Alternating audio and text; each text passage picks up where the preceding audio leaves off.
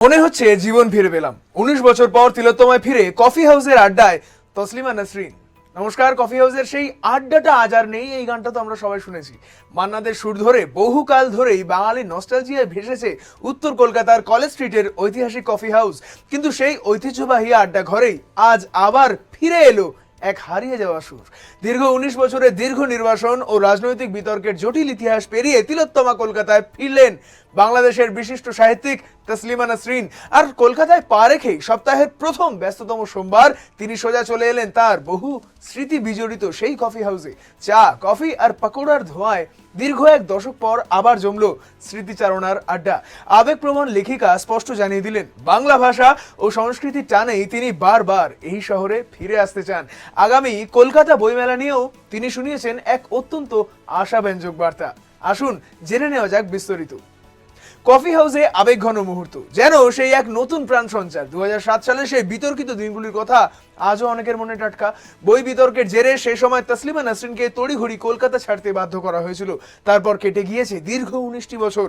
বছরের পর বছর নির্বাসনে কাটিয়ে অবশেষে আবার কলকাতার মাটিতে পা রাখলেন লেখিকা। সোমবার দুপুরে যখন তিনি ঐতিহ্যবাহী কফি হাউসের কংক্রিটের চার দেওয়ালের ভেতর প্রবেশ করলেন, মুহূর্তের মধ্যেই যেন পুরো পরিবেশ বদলে গেল।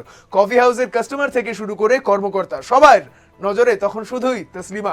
ক্যামেরার ফ্ল্যাশ বাল্বের ঝলকানি আর ভক্তদের ভালোবাসায় গম গম করে উঠলো পুরো চত্বর। কফি হাউসের সেই পুরনো আড্ডাগুলির মতোই টেবিল ঘিরে চললো আড্ডা। ব্ল্যাক কফি, ভেজিটেবল পকোড়া আর ফিশ ফিঙ্গারের সাথে স্মৃতি রোমন্থন করলেন লেখিকা।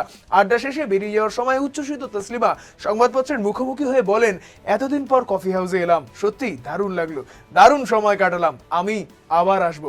কফি হাউসে যখন এসেছি তখন তো ব্ল্যাক কফি খাবো, বললেন তসলিমা। শুধু মুখে বললেনই না, বিদায়বেলা কফি হাউসের স্মৃতি দেওয়ালে নিজের হাতে লিখে রেখে গেলেন এক ঐতিহাসিক বার্তা। কফি হাউসের আড্ডাটা আবার হলো আজ 19 বছর পর, আরো আড্ডা হবে। জীবনানন্দ দাশের বিখ্যাত পংক্তি আবার আসিব ফিরো যেন তসলিমার এই কলকাতা প্রত্যাবর্তনের সঙ্গে হুবহু মিলে গেল। আগামী বইমেলা এবং তসলিমার কামব্যাক শুধু কফি হাউসের আড্ডাতেই সীমাবদ্ধ থাকেননি তার এই যাত্রা। তসলিমা নাসরিন এক বড় ঘোষণা করেছেন কলকাতা আন্তর্জাতিক বইমেলা নিয়ে।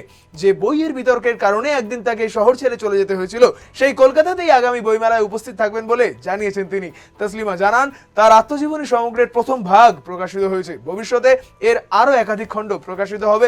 নতুন গল্প, কবিতা এবং স্মৃতিকথার বই নিয়ে তিনি আগামী বইমেলায় মুখোমুখি হবেন দর্শকদের, এমনটাই জানিয়েছেন তিনি। আবেগে আপ্লুত হয়ে লেখিকা বলেন, বাংলা ভাষা, সংস্কৃতি আর নারীর টান আজও আমার হৃদয়ে অমলিন। মনে হচ্ছে জীবন ফিরে পেলাম, বাংলা ভাষা ও সংস্কৃতি নিয়েই বাঁচতে চাই। এখানে এসে মনে হচ্ছে আমি নিজের দেশেই আছি। দীর্ঘ প্রবাস ও নির্বাসনের অন্ধকার ঠেলে তসলিমা নাসরিনের এই কলকাতা কামব্যাক এবং কফি হাউসের আড্ডা বাঙালি সংস্কৃতির ইতিহাসে যেন এক নতুন অধ্যায় যোগ করলো। এরকমই ইন্টারেস্টিং ডেইলি আপডেটস জানতে ফলো করুন আরোহী নিউজ বাংলাকে।